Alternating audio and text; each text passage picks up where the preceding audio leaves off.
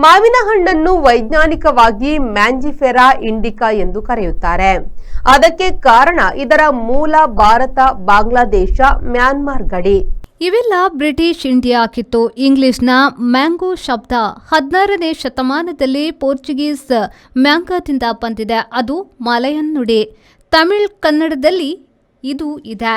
ಪ್ರಪಂಚದ ಮಾವು ಉತ್ಪಾದನೆಯ 3ನೇ ಒಂದು ಪಾಲು ಭಾರತದ್ದು. ಜಗತ್ತಿನಲ್ಲಿ ಪ್ರತಿ ವರ್ಷ 6.11 ಕೋಟಿ ಟನ್ ಮಾವು ಉತ್ಪಾದನೆಯಾಗ್ತಿದೆ. ಕೆಲವು ಪ್ರಮುಖ ಮಾವು ಉತ್ಪಾದಕ ದೇಶಗಳು ಮುಂದಿನಂತಿವೆ.